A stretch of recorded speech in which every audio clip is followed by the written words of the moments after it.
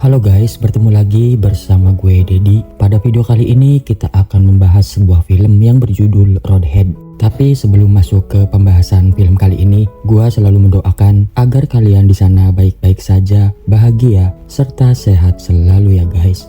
Oke guys, kita langsung saja ke alur ceritanya.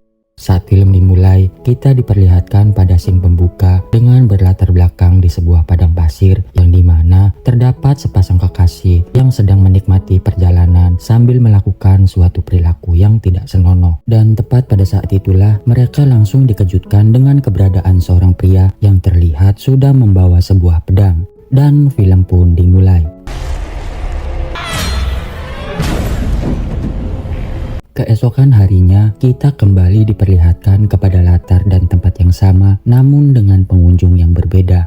Tepat pada hari ini, ketiga orang remaja bernama Alex, Stephanie, dan juga Brian akan mengunjungi sebuah danau terpencil yang biasa disebut Isolalek. Uniknya, agar perjalanan mereka terasa seru, Alex pun memutuskan untuk tidak membawa handphone. Begitu juga dengan Brian, yang sudah jelas satu-satunya handphone hanya dimiliki oleh Stephanie seorang. Pada awalnya sih, mereka bertiga merasa sangat aman-aman saja, serta tidak ada ancaman yang berarti sama sekali. Hanya dengan mengandalkan sebuah map, Alex berkata bahwa perjalanan masih harus ditempuh sejauh 15 km lagi. Dikarenakan jarak yang masih lumayan jauh, mereka pun memutuskan untuk berhenti sejenak sambil melihat-lihat pemandangan di sekitar. And I wanted to cock block you. You don't know my life. We all know it. I actually feel like I'm gonna get like some really good shots out here because this is terrain. Photography account too. No, you're a good friend. You're just a shitty fan.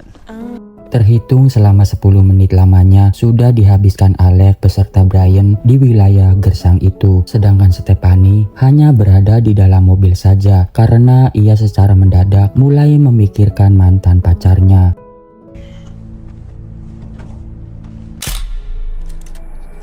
Choosing them specific. Ryan, there's a beautiful patch of dirt. It's just Okay, do you see this crack here? nice.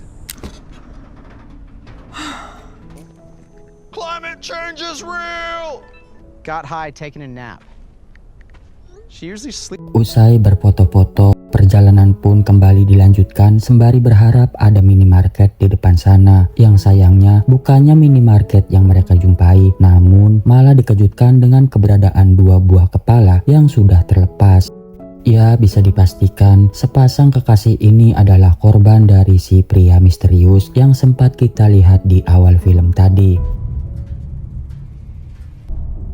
My dick got bit. If thy had but thy bodies. Okay, are we gonna ignore the human heads on the road?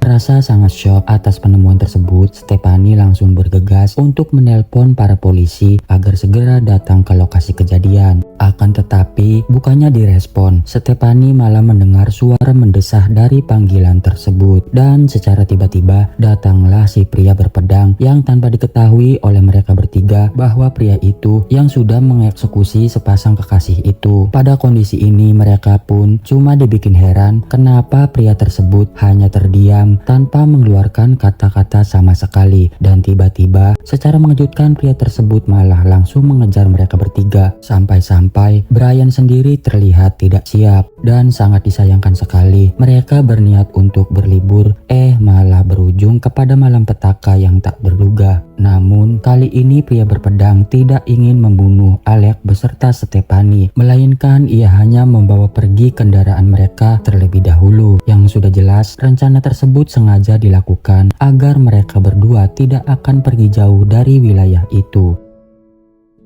Singkat cerita, berjam-jam pun mereka sudah lalui dan kali ini Alex bersama Stephanie mulai menyadari keberadaan sebuah fence yang sudah sangat jelek. Saat dimasuki, terlihat jelas bahwa fence ini merupakan tempat tinggal dari seseorang, namun terlihat begitu sangat berantakan.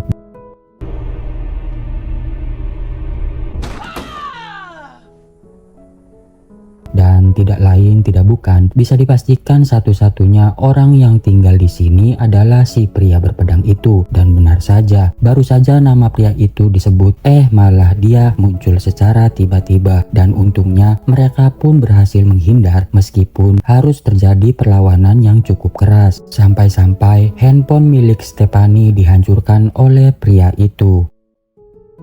Mau kabur, tapi ya bagaimana lagi, kunci mobil sudah berada di pria itu. Pria berpedang juga memberikan kesempatan untuk mereka berdua untuk kabur sekali lagi. Saat malam tiba, mereka berdua sebenarnya sudah melihat keberadaan dari sebuah mobil polisi, tapi sayangnya jarak mobil itu memang terlalu jauh meski sudah diteriaki secara keras oleh Alex dan Stephanie. Malam-malam begini nggak pernah terbayang oleh mereka berdua sebelumnya kalau nasib buruk harus terjadi pada saat momen liburan ini. Dan aksi kejar-kejaran pun juga harus terjadi secara berulang-ulang. Yang kali ini si pria bertopeng sudah membuka topengnya itu dan nggak butuh waktu lama ia berhasil membawa Stephanie tanpa perlawanan yang berarti.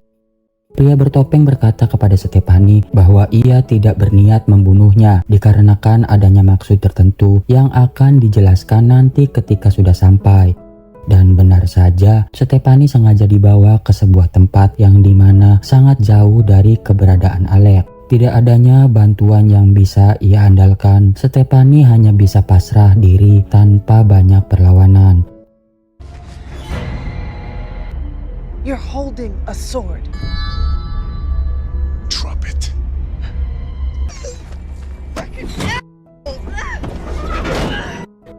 Hari demi hari pun berganti yang dimana terlihat jelas kalau si pria berpedang merupakan algojo dari sebuah komunitas. Komunitas ini dibentuk selama 10 tahun lamanya yang dipimpin oleh seorang pria bernama Cole. Selama 10 tahun terakhir, komunitas tersebut sengaja mengasingkan diri sebelum benar-benar diperbolehkan oleh Cole untuk mencari anggota baru. Cole juga mengharuskan para anggotanya untuk bisa merasa puas dengan siapa saja, tak peduli hal-hal apa yang akan terjadi nantinya. Ajaran ini secara konsisten selalu diterapkan oleh Cole sampai tibalah titik di mana mereka semua merasa bosan dengan segala kepuasan yang hanya bisa didapatkan dari seorang waria yang bernama Felicity. Atas alasan tersebut, Cole mengutus salah satu anggotanya sebagai algojo sembari menunggu mangsa jenis kelamin wanita yang berani melintasi wilayah ini. Terlebih, selama 10 tahun lamanya, mereka hanya menjumpai mangsa wanita sebanyak 3 kali dan tiga-tiganya sudah dieksekusi oleh si algojo dengan alasan tidak memiliki ketangguhan seperti Stephanie.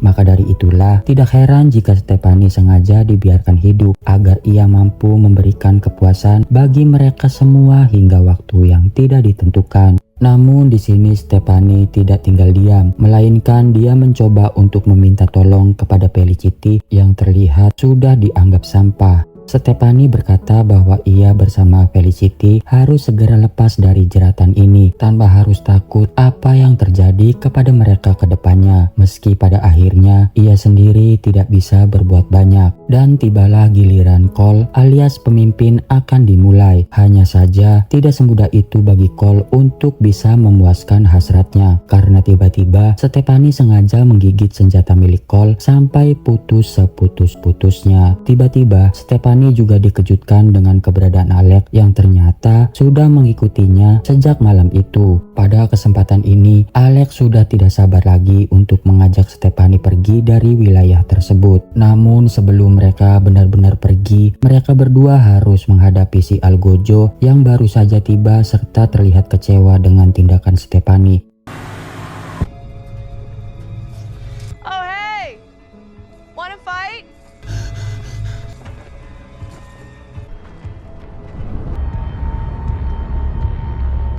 Alhasil, untuk kali ini tidak akan ada lagi kata ampun dari si algojo. Sampai-sampai Stephanie sendiri harus menjadi korban. Melihat kejadian itu, Alex pun keluar dan pasang badan tanpa takut sama sekali. Ia berani menantang si algojo untuk berduel demi membayar nyawa Brian beserta Stephanie. Namun siapa sangka bahwa Alex ternyata mampu menyulitkan si algojo, dan luar biasanya lagi, ia juga membuat si algojo itu harus meregang nyawa.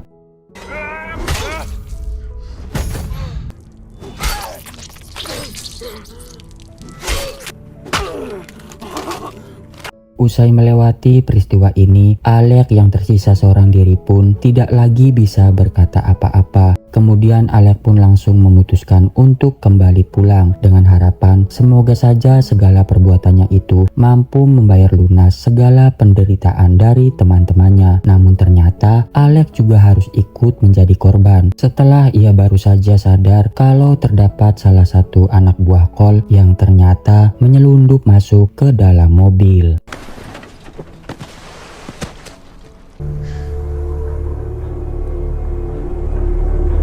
Dan film pun selesai. Oke guys, mungkin segini aja pembahasan alur cerita dari film Roadhead 2020. Sampai bertemu lagi di video selanjutnya. Gue Dedi pamit dulu. Dadah.